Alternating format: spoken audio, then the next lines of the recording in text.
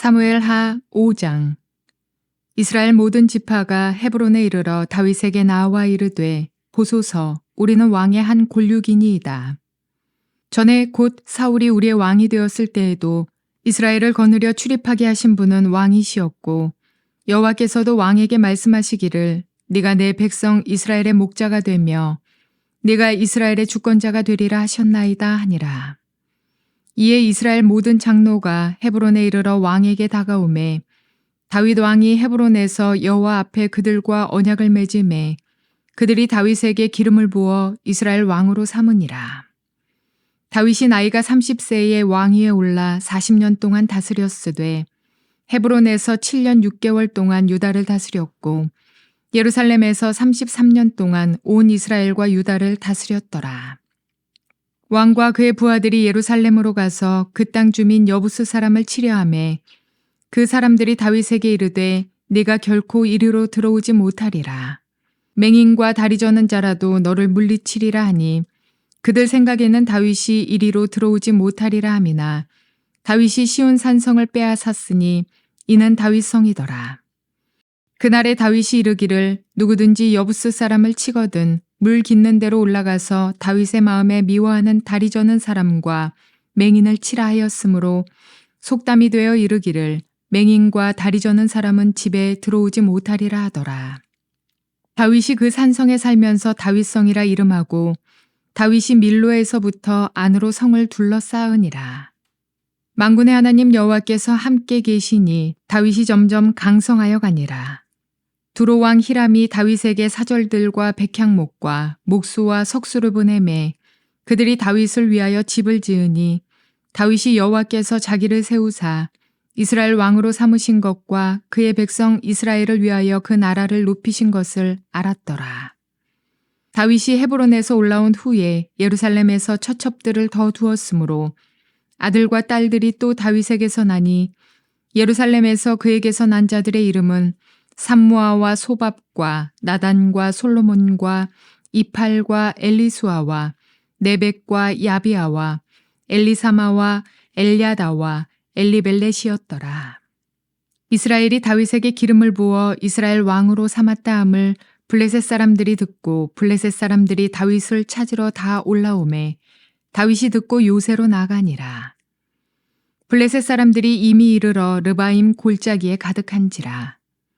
다윗이 여호와께 여쭈어 이르되 내가 블레셋 사람에게로 올라가리이까 여호와께서 그들을 내 손에 넘기시겠나이까 하니 여호와께서 다윗에게 말씀하시되 올라가라 내가 반드시 블레셋 사람을 내 손에 넘기리라 하신지라.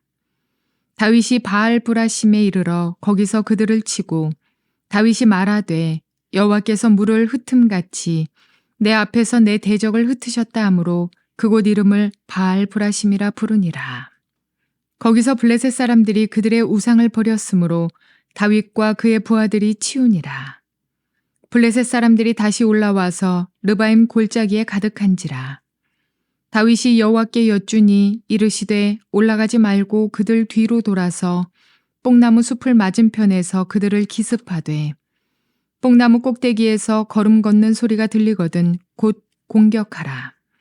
그때의 여호와가 너보다 앞서 나아가서 블레셋 군대를 치리라 하신지라. 이에 다윗이 여호와의 명령대로 행하여 블레셋 사람을 쳐서 게바에서 게셀까지 이르니라. 좋은 날입니다. 성령님께서 오늘도 여러분들의 심령 가운데 큰 은혜와 평강으로 함께하여 주시기를 주님의 이름으로 축복합니다. 오늘 저는 여러분들과 사무엘하 5장 말씀으로 다윗 드디어 온 이스라엘의 왕이 되다라는 그런 제목으로 은혜를 나누기로 원합니다. 자, 사무엘하 1장부터 5장까지의 말씀은 사울이 죽고 난 후에 다윗이 이스라엘의 온 이스라엘의 왕이 되어지는 그 과정을 우리에게 설명을 해주고 있습니다. 자, 그런 가운데 우리는 지난 시간 사울의 집안의 실세였죠.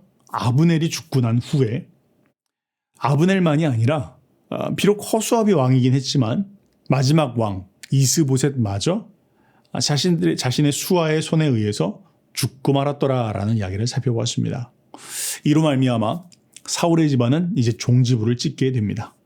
물론 살아남은 아이가 있긴 했습니다. 요나단의 아들인데요. 무비보셋이라는 아이가 있었지만 안타깝게도 그 아이는 장애를 가진, 다리를 잘 걷지 못하는 그런 아이였다라는 것이죠. 전쟁을 치룰 수 없는, 왕이 될 수 없는 아이였다라고 그렇게 이야기를 하고 있습니다. 이로 말미암아서 4장은 이제 사울의 집안은 완전히 종지부를 찍었다라는 이야기를 우리에게 이야기해 주고 있습니다. 그러면서 이제 5장 말씀은요, 드디어 오늘 말씀의 제목처럼 다윗이 유다 지파의 왕만이 아니라 온 이스라엘의 왕이 되었다라는 내용들을 오늘 기록해 놓고 있습니다. 자, 오늘 이 5장 말씀을 통해서 또한 성령님께서 우리 각 사람에게 들려주시는 주님의 음성을 듣는 시간이 되기를 바랍니다. 자, 사울이 죽은 이후에요. 실세였던 아브넬도 죽고 또 마지막 왕인 이스보셋도 죽고 난 다음에 사울을 따르던 사람들도 이제는 더 이상 다윗이 왕이 될 것을 막을 수 있는 명분이 없다고 판단하였습니다. 그래서 이제 그들이 이스라엘의 온 지파 그리고 이스라엘의 온 장로들이 다윗을 왕으로 세우기 위해서 헤브론으로 찾아왔다, 그렇게 기록해 놓고 있습니다. 오랜 시간 기다린 이야기죠. 다윗은 정말 이 순간을 기다렸을 것입니다. 다윗은요, 전쟁을 통해서 통일을 이루기 원치 않았습니다. 사울이 살았을 때도 그랬지만 사울이 죽고 난 이후에도 사울에 대해서 혹은 사울의 집안에 대해서 뭔가 해를 가하면서 통일을 이루는 것 바라지 않았습니다. 마음의 소원은 있다 할지라도 그것을 원망과 시비가 없이 하나님께서 순리대로 인도해 주시기를 바랬습니다. 근데 지금 그 일이 일어나게 된 것이다 라는 것을 기록해 놓고 있습니다. 자, 1절 말씀 한번 보겠습니다. 이스라엘 모든 지파가 헤브론에 이르러 다윗에게 나와 이르되 보소서, 우리는 왕의 한 골육이니이다. 전에 곧 사울이 우리의 왕이 되었을 때에도 이스라엘을 거느려 출입하게 하신 분은 왕이시었고 여호와께서도 왕에게 말씀하시기를 내가 내 백성 이스라엘의 목자가 되며 내가 이스라엘의 주권자가 되리라 하셨나이다. 그렇게 이야기를 하였다라는 것이죠. 정말 늦었지만 이제라도 이스라엘의 모든 지파들이 다윗에게 나와서 이렇게 이야기하니까 참 다행이네요. 세 가지를 이야기하고 있습니다. 첫 번째는 우리는 왕과 한 고륙입니다.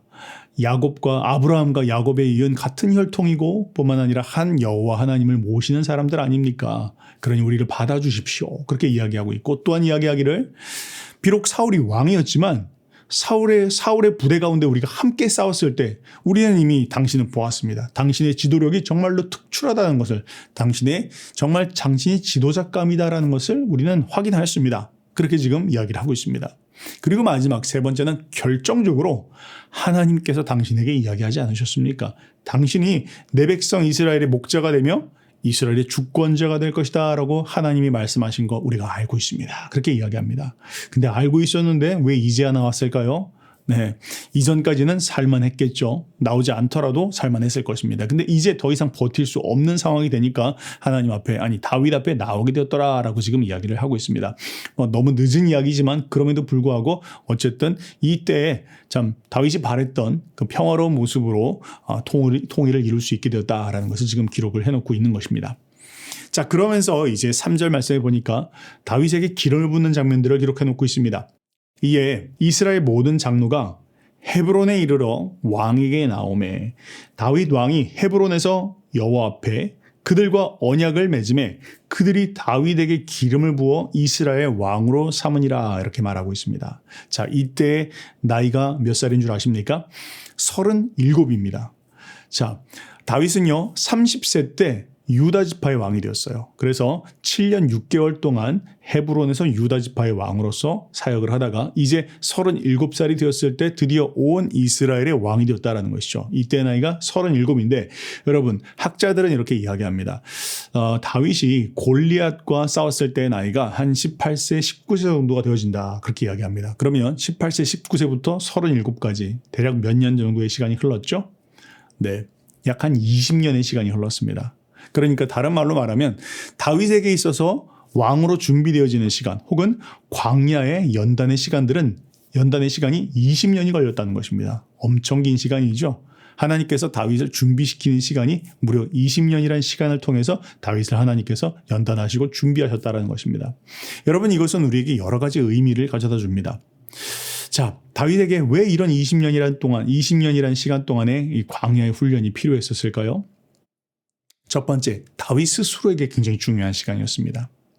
다윗이요, 만약에 이 광야의 훈련의 시간을 지나가지 않았다면 그는 하나님의 주권을 인정하는 것이 얼마나 중요한지 배우지 못했을 것입니다. 다윗은 이 20년의 시간 동안 순간순간 수많은 유혹이 있었음에도 불구하고 하나님의 주권과 하나님의 통치하심을 그는 마음 가운데 붙잡고 그것으로 모든 상황들을 돌파했고, 지금 다윗이 있게 된 것도 그 마음의 중심이 있었기 때문에 지금까지 올 수 있었던 것이죠. 하나님은 다윗으로 하여금 이 나라의 주인은 하나님이시다, 그리고 하나님께서 이 나라를 통치해 나가신다라는 것을 그는 마음으로 중심으로 배우는 그런 시간들을 지나갔습니다. 또한 두 번째, 다윗은 이 시간을 통해서 자신의 팀을 준비하였습니다. 함께 하나가는 사람이 중요하다는 것이죠. 우리 누구도 혼자서 뭔가 비전을 이룰 수 있는 사람은 없습니다. 함께 할 수 있는 우리 주변에 사람이 있어야 된다는 것이죠. 그런데 다윗은 이 20년이라는 시간을 통해서 함께 할 수 있는 비전 팀이 준비되었다, 그렇게 말하고 있는 것입니다. 여러분, 지금 여러분 주변에 그런 팀이 준비가 되어지고 있습니까? 그렇다면 광야의 시간을 잘 지나가고 있는 것입니다. 또한 세 번째, 이 20년이란 준비의 시간은 다윗만이 아니라 백성들에게도 중요한 시간이었습니다. 왜 그렇죠? 백성들이 그냥 왕을 우리에게 주십시오, 그냥 무턱대고 구했던 거 기억이 나시죠? 그로 말미암아서 어쨌든 사울이라는 사람이 주어지긴 했는데, 그런데 이 사울 왕은 하나님의 주권을 인정하는 그 뿌리가 없는 사람이었습니다. 그로 말미암아 지난 20년은 정말로 어려운 그런 시간이었죠. 백성들이 깨닫게 되었다는 것입니다. 아, 이 나라의 주인은 사람이 아니구나. 인간 왕을 우리가 구하긴 하지만, 그런데 하나님께서 진정 주인이시구나라는 걸 우리도 잊지 말아야 되겠다. 그리고 그런 왕을 세워야 되겠다. 이런 마음의 중심을 깨달았다라는 것이죠. 그래서 이 20년의 시간은 우리 모두에게 필요한 그런 시간이었다라는 것입니다. 광야의 시간을 만약 지나가고 계신다면 우리 모두에게 필요한 순간들을 지나가고 있다라는 믿음을 붙잡으시기 바랍니다. 성경은 말씀하시기를 하나님께서 모든 것을 합력하여 선을 이루신다 말씀하셨습니다. 자, 또한 지금 오늘 말씀처럼 다윗은 결국에 이스라엘의 모든 장로들에 의해서 기름 부음을 받았다, 그렇게 이야기하고 있습니다. 자, 이것도 굉장히 중요한 그런 의미가 있습니다. 다윗은요, 자신의 인생에 세 번의 기름 부으심을 받습니다. 첫 번째는 사무엘에 의해서 직접 하나님께서 기름 부어 주셨던 장면들을 기억하시죠? 두 번째는 유다 지파에 의해서 왕으로 기름 부음을 받습니다. 그리고 오늘 보시는 것이 마지막 세 번째 기름 부음을 받는 장면이 나온다는 것이죠. 자, 이것이 우리에게 의미하는 바가 무엇입니까? 그것은요, 우리가 비록 하나님에 의해서 부르심을 받지만, 그러나 그 지도력이라고 하는 것은 그냥 하나님이 내게 부르셨다라고 해서 주어지는 것이 아니다라는 것입니다. 비록 하나님께서 나를 부르셨습니다. 그러나 지도력은 획득되어지는 것입니다. 결국 사람들에 의해서 야, 저 사람이 정말로 하나님의 부르심을 받은 사람이야 라는 그런 마음의 존경과 신뢰가 일어날 때만이 진정한 참 의미로서의 지도력을 발휘할 수 있게 되어진다는 것입니다. 만약 그런 것이 없다면 그냥 내가 마치 낙하산처럼 내가 이런 자리를 차지했다고 해서 그냥 내가 지휘자로서, 지도자로서 역할을 할 수 있는 게 아니라는 것이죠. 결국 준비된 성품을 통해서 사람들에게 존경과 신뢰를 얻기 시작할 때 진정한 의미에서 지도력을 발휘할 수 있게 되어진다는 것을 지금 이야기하는 것입니다. 다윗은 지금 그 모든 순간들을 훌륭하게 마치고 드디어 온 이스라엘의 사람들에게 이 사람은 정말로 왕감입니다 라는 그런 인정을 받게 되었다라는 것을 이야기하고 있는 것입니다. 자, 그 다음에 4절과 5절 말씀은 그렇게 해서 다윗이 이제 통치를 하게 된, 안정적으로 이스라엘을 통치하게 되었더라라는 것을 말합니다.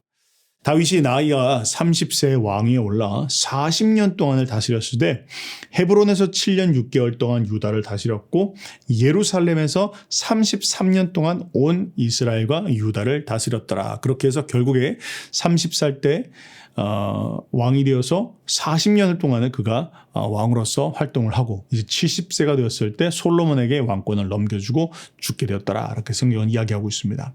자, 그 다음에 6절부터 16절까지의 말씀은요, 이제 왕이 된 다윗이 첫 번째로 했었던 일이 무엇인지, 그리고 또한 그에게 일어났던 좋은 일들이 어떤 것이 있었는지, 그가 어떻게 점점 더 강성하게 되었는지에 대한 부분들을 기록해 놓고 있습니다. 자, 다윗이 왕이 된 이상 이제 온 12지파를 통합할 수 있는 그런 뭔가를 했어야 됐겠죠. 그 일 중에서 가장 중요한 일이 아마 수도를 정하는 일이었을 것입니다. 새로운 왕조가 바뀔 때마다 수도를 새롭게 정하지 않습니까? 우리 조선시대에도 새롭게 조선이라는 나라가 세워지고 나서 수도를 바꿨던 것처럼 오늘 이 다윗 역시 온 12지파를 통합할 수 있는 새로운 수도를 찾았던 것 같습니다. 자, 이전에 유다 지파의 수도가 있었어요. 헤브론이었죠. 그런데 만약 헤브론에서 계속 다스린다라고 한다면 다른 지파들이 불만이 많았을 것입니다. 그러나 그렇다고 해서 임시 수도였죠. 요단강 건너편에 있는 마하나임을 수도로 정한다? 그것도 별로 격에 맞지가 않습니다. 그래서 여러 가지 궁리를 했던 것 같아요. 그러면서 다윗은 백성들의 마음을 한 곳으로 모을 수 있는 곳이 어디였을까라고 생각하는 끝에 선택하게 된 수도가 있는데 바로 그것이 예루살렘이었다라는 것이죠. 자, 예루살렘은요. 원래는 유다 지파에게 주어진 땅이었습니다. 그런데 이 예루살렘은 유다 지파에게 속한 땅이기도 하지만 베냐민 지파와도 경계가 되어 있는 그런 땅입니다. 그러니까 유다 지파와 베냐민 지파 사이에 껴있는 그런 도시였다라는 것이죠. 유다 지파는 다윗의 지파이고 베냐민 지파는 사울의 지파입니다. 그러니까 이 유다 지파와 베냐민 지파 사이에 있는 이 예루살렘, 여기를 수도로 정하면 적합할 것 같다라고 그는 그렇게 판단을 했다는 것입니다. 자, 그런데요, 문제가 있습니다. 그거 뭐냐면 이 예루살렘은요, 이제까지 한 번도 제대로 정복되질 않았다는 것이죠. 탈환하지 않았다는 것입니다. 여호수아 시대 이후에 여호수아가 유다 지파에게 이 땅을, 이 도시를 유다 지파에게 주었지만, 그런데 지금까지 약 한 400년이 넘어오는 시간 동안 한 번도 제대로 탈환된 적이 없는 도시가 바로 이 예루살렘이었습니다. 지형이 상당히 복잡하고요. 그리고 예루살렘 도시 자체가 굉장히 적은 인원으로도 아주 효율적으로 방어할 수 있도록 나중에 한번 보시면 양옆이 골짜기로 다 되어져 있는 곳입니다. 그래서 도시를 방어하기가 너무 수월했다는 것이죠. 공격하기는 어려웠다는 것입니다. 얼마나 그것이 어려웠던지 나중에 이제 이스라엘 사람들이 그 땅에서 살면서 바벨론이 이스라엘을 침공했을 때 이 예루살렘을 함락하기 위해서 무려 1년 반이라는 시간들을 소요하게 되어졌다라고 그렇게 이야기를 하고 있습니다. 그러니까 난공불락의 성읍이었다는 것이죠. 자, 그런 곳이 예루살렘이었습니다. 아직 정복되지 않은, 그리고 그 도시에 살고 있는 사람들은 여부수 사람들이라는 사람들이 그 가운데 살고 있었습니다. 그러니까 지금 이 여부수 사람들이 다윗이 예루살렘을 자신의 수도로 정했다라는 이야기를 듣고 또 공격하러 온다라는 말을 듣고 이 다윗의 군대를 깔보더라 그렇게 이야기를 합니다. 자, 6절 말씀에 그렇게 기록됩니다. 왕과 그의 부하들이 예루살렘으로 가서 그 땅 주민 여부수 사람을 치려하매 그 사람들이 다윗에게 이르되 내가 결코 이리로 들어오지 못하리라.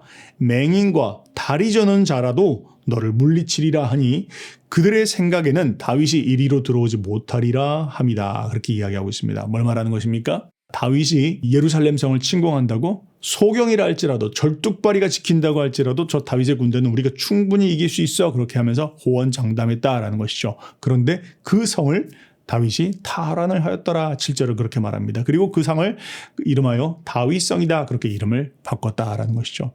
이건 굉장히 중요한 그런 의미를 가집니다. 방금 말씀드렸던 것처럼 무려 400년이라는 시간 동안 마치 앓는이처럼 빠지지 않고 탈환할 수 없었던 이 예루살렘 성을 탈환하였다. 이것은 바로 다윗의 리더십을 보여주는 것이었다라는 것이죠. 다윗이 왕이 될 수 있는, 통치자가 될 수 있는 실력을 갖춘 자다라는 것을 입증하는 그런 사건이었습니다. 자, 그런데 여기서 한번 잠깐 쉬는 그런 시간으로서요.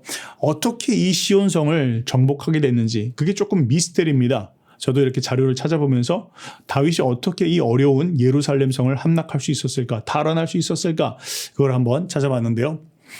아마 이 성벽을 타고 올라가서 성을 차지하는 것은 어려웠다라고 생각을 한 것 같습니다. 그래서 다윗이 생각한 게 무엇이냐면 수로를 타고 성을 정복한 것이다. 그렇게 학자들이 이야기를 하는데요. 자, 그림을 한번 보시죠. 여러분 지금 이렇게 그림을 보시면 이 그림은요. 다윗 시대 당시에 여부수족이 차지하고 있었던 예루살렘에 대한 상상도입니다. 지금 그림에서 오른쪽, 동쪽이 북쪽이고 여러분들이 보시는 전면이 동쪽입니다. 지금 보시는 것처럼 이 예루살렘은 북쪽을 제외하고는 3면 모두가 다 이렇게 골짜기로 삥 둘러싸여 있습니다. 그러니까 난공불락이라는 것이죠. 쉽게 뚫고 들어갈 수 없는 그런 자연적 형세가 아주 좋았다라는 것입니다. 그래서 쉽게 이제 공격할 수가 없었는데, 그런데 한 가지 단점이 있었습니다. 그건 뭐냐면 샘이 이 예루살렘 성 안에 없었습니다. 그래서 만약 물을 구하려면 성 밖으로 나가서 끌어올 수밖에 없는, 물을 기르러 성 밖으로 나갈 수밖에 없는 게 유일한 그런 단점입니다. 그래서요, 이 여부수 사람들은요, 성 바깥에, 그래서 동쪽에 기드론 계곡에 있는 기혼샘이라고 하는 곳에 가서 물을 길었는데, 그런데 이것이 아킬레스건이 되어집니다. 자, 생각해 봅시다. 평상시에는요, 성문 열고 나가서 물 길어 오는 거 문제되지 않는 것이죠. 근데 전쟁이 탁 터졌다 그러면 성문을 열 수가 없는 그런 상황입니다. 굉장히 위험한 것이죠. 물이 없으면 얼마 버티지를 못하지 않습니까? 자, 그래서 여부수 사람들이 생각해낸 것이 있습니다. 그들이 뭘 고안했냐면 수로를 만들어서 성 바깥에 있는 이 기혼샘의 물을 성 안으로 퍼올릴 수 있도록 하자라고 하고 수로를 뚫은 것입니다. 그림을 한번 보십시오. 영어로 되어 있어서 죄송합니다. 지금 보시는 것처럼 기혼 스프링이라고 써 있죠. 바로 거기가 이제 기혼샘입니다. 근데 시티 월, 그러니까 성벽 바깥에 있습니다. 성벽 밖으로 나가서 물을 길어와야 되는데, 그래서 여부수 사람들이 생각한 게 뭐냐면 거기 보이시는 것처럼 이렇게 수로를 뚫어서 그것이 물 안에서, 그러니까 성 안에서 물을 기를 수 있도록 했다라는 것이죠. 그런데 이것이 가장 큰 허점이었습니다. 다윗이 이것을 파악했다는 것이죠. 자, 그게 성경에 기록되어 있습니다. 8절 말씀인데요. 그날에 다윗이 이르기를 누구든지 여부수 사람을 치거든 물 깃는 데로 올라가서 다윗의 마음에 미워하는 다리 저는 사람과 맹인을 치라, 그렇게 이야기했다는 것이죠. 그러니까 물 깃는 곳으로 들어가라라는 것을 다윗이 지시를 하였다라는 것입니다. 어떻게 알았는지 다윗에게 첩보가 들어왔겠죠. 이곳에 살고 있는 여부수 사람들이 이렇게 수로를 파서 거기서 물을 마시고 있다는 얘기를 어쩌면 들었을 것 같습니다. 그래서 다윗이 그걸 이야기를 했다라는 것입니다. 그렇게 해서 아무도 생각했지 못했던 그런 방법으로 이 예루살렘 성이 함락되게 됐다, 그렇게 지금 이야기를 하는 것입니다. 자, 그런데 또 한 가지 질문이 있습니다. 그러면 누가 했을까라는 그런 질문인데요. 자, 역대상 11장 16절 말씀해 보면 다윗이 그렇게 지시를 했는데 과연 이 수로로 타고 들어가서 예루살렘 성을 탈환하는 일에 있어서 가장 혁혁한 공을 올린 사람이 누군지가 기록이 되어 있는데 이렇게 말하고 있습니다. 다윗이 이르되 먼저 여부수 사람을 치는 자는 우두머리와 지휘관으로 삼으리라 하였더니 수루야의 아들 요압이 먼저 올라갔으므로 우두머리가 되었고. 와, 지금 뭘 이야기하는 것입니까? 이 일을 했던 사람이 누구라고요? 네, 우리가 알고 있는 그 요압이 앞에 나섰다라는 것입니다. 여러분 그림을 한번 보실래요? 이 그림이 바로 그 수로입니다. 요압이 이 수로를 타고 올라가서 예루살렘 성으로 들어갔다라는 것이죠. 정말 밖으로 겉으로 들어갈 수도 없는, 그런데 이 밑으로 파놓은 그 수로를 길게 역으로 올라가서 들어가서 결국에는 그것을 탈환했더라. 요압이 그 일을 했더라. 이유는 무엇이라고요? 군대 장관을 삼을 것이다 라는 다윗의 말을 듣고 요압이 나서서 그 일을 했다, 그렇게 지금 이야기를 하고 있는 것입니다. 자, 어쨌든 그렇게 해서 이제 예루살렘 성을 차지하게 되고 다윗은 이제 성을 더 단단하게 보수하고 그 성의 이름을 다윗성이다 이름을 바꾸게 되어집니다. 자, 그런데요, 이 모든 일들이 가능했던 그 비결이 무엇일까라고 이야기할 때 성경은 거기에 대해서 이렇게 신학적인 해설을 가하고 있습니다. 10절 말씀입니다. 만군의 하나님 여호와께서 함께 계시니 다윗이 점점 강성하여 가니라. 자, 뭘 이야기하는 것입니까? 다윗이 이렇게 정말 승리할 수 있었던 것, 다윗이 이제까지 예루살렘 성읍을 차지하고 또 온 이스라엘의 왕이 되어지고 이 모든 일들은 무엇 때문에 이루어진 것이다라고요? 만군의 하나님 여호와께서 함께 하시기 때문에 가능한 것이다 라고 그렇게 이야기하고 있습니다. 여러분, 우리의 삶 가운데 하나님께서 함께 하셔야 합니다. 하나님이 나와 동행해 주셔야 우리의 삶 가운데 강성함도 있고 형통함도 있는 것입니다. 하나님께서 함께 하시지 않는다면 우리의 삶 가운데 일어나는 그 어떤 것도 우리에게 덕이 되어지지 못합니다. 열매가 되어지지 못한다는 것이죠. 하나님께서 우리와 함께 하실 때 우리의 삶 가운데 형통함이 있고 또 강성함이 있고 하나님의 축복을 우리가 경험할 수 있는 것입니다. 그런데 또 성경은 이렇게 이야기합니다. 하나님께서 함께 하시면서 다윗을 강성케 하시는데 근데 어떻게 해요?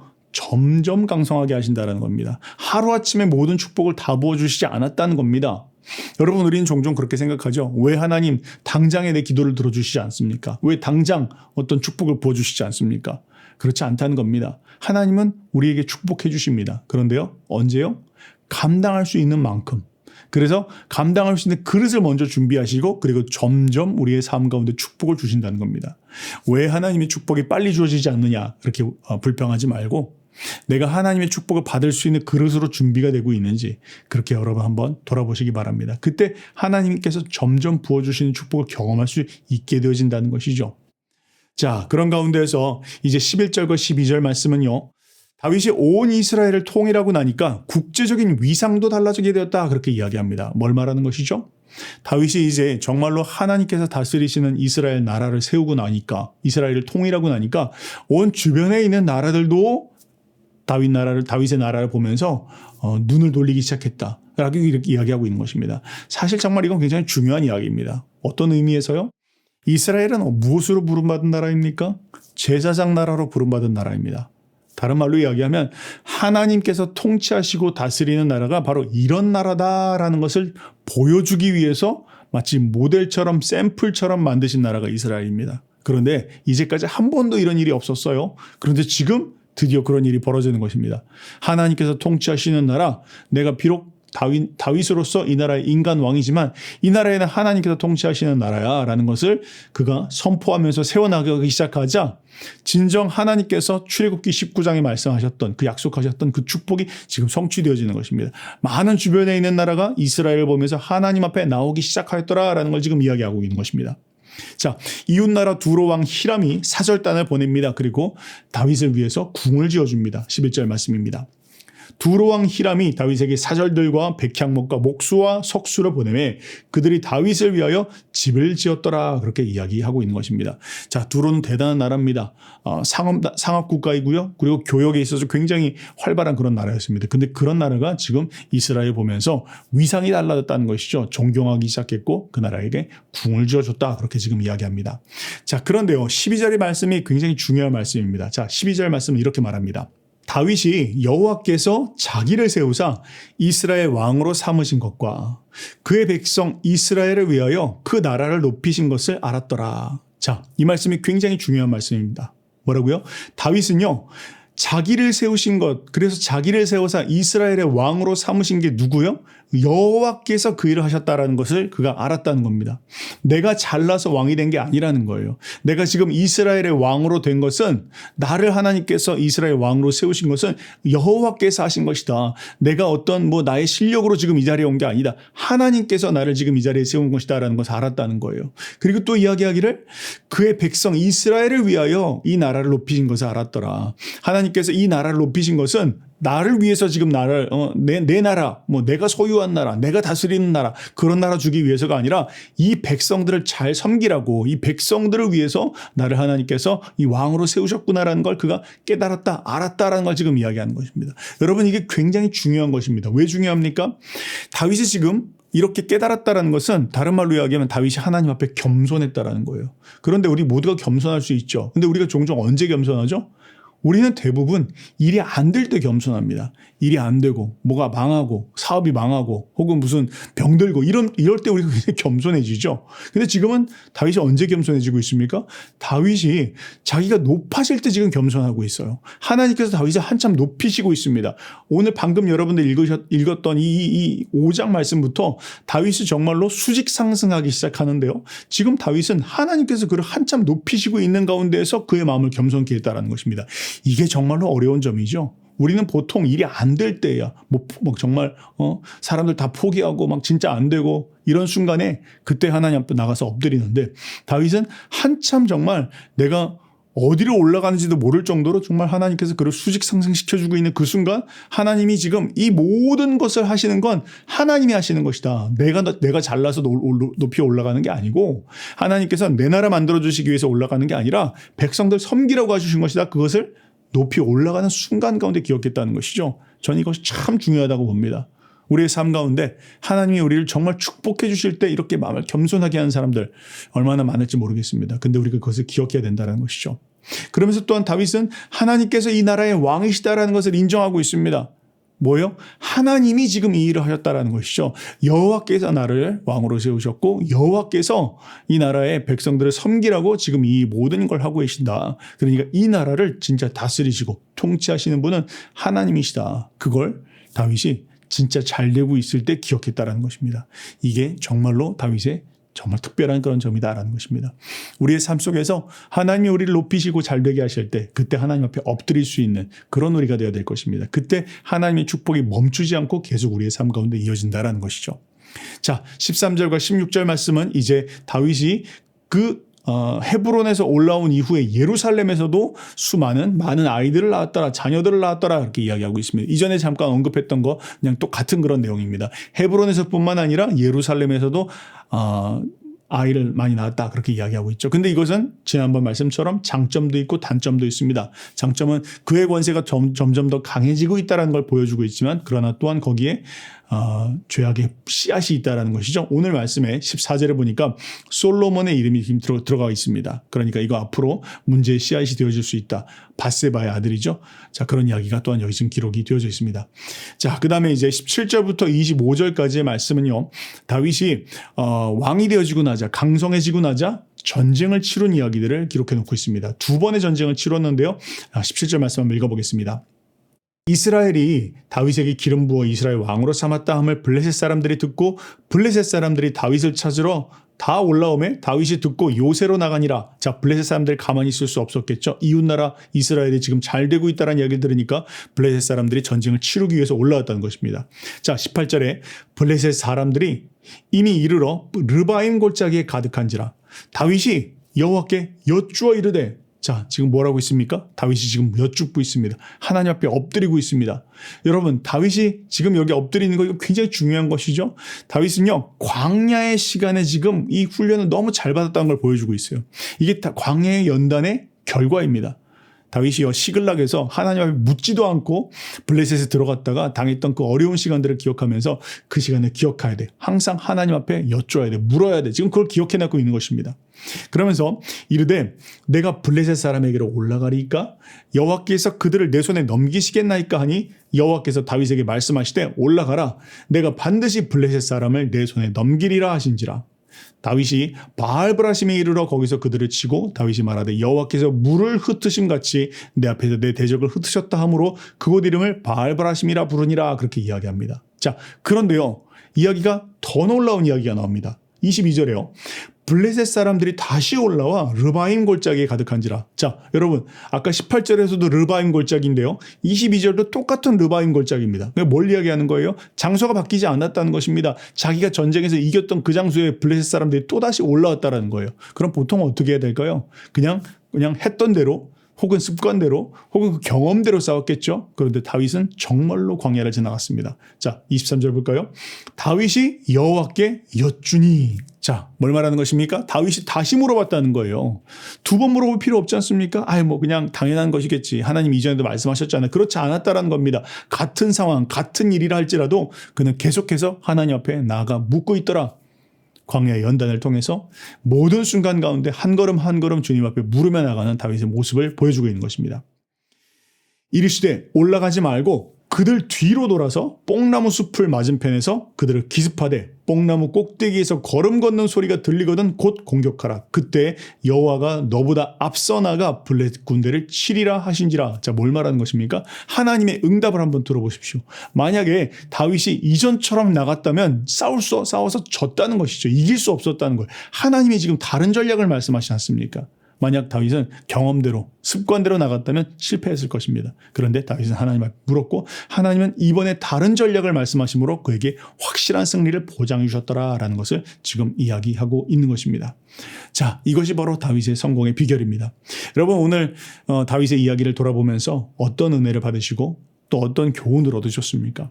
우리는 다윗이 오랜 시간 동안 준비되는 과정 통해서 다윗 스스로가 또한 다윗과 함께하는 사람들이 다윗의 나라가 여호와 하나님의 주권을 인정하는 것이 얼마나 중요한지를 깊이 배우는 그런 시간들을 가졌다라는 거 우리가 기억해야 할 것입니다. 광야의 시간을 지나가고 있다면 그냥 시간을 보내고 있는 것이 아닙니다. 하나님께서 반드시 우리를 준비시키시고 있다는 거 꼭 기억해야 할 것입니다. 또한 하나님은 우리를 축복하시되 점점 축복하십니다. 준비된 그릇만큼 축복하신다. 급하게 마음 먹지 말고 한 단계 한 단계 거쳐가야 된다는 거 우리가 기억해야 할 것입니다. 또한 가장 중요한 것, 하나님이 우리를 상승케 하실 때, 하나님이 우리에게 축복을 부어주실 때 이 모든 것은 하나님으로부터 온 것이다. 그리고 그냥 나 마음대로 하라고 주신 것이 아니라 나를 통해서 다른 사람들을 축복하고 덕을 세우기 위해서 주셨다라는 거 잊지 말아야 될 것입니다. 그런 마음 중심 가지고 살아갈 때 하나님께서 우리의 삶을 더욱 축복하시고 사용하실 줄 믿습니다. 그렇게 승리하시는 저와 여러분들 되시기를 주님의 이름으로 축복합니다.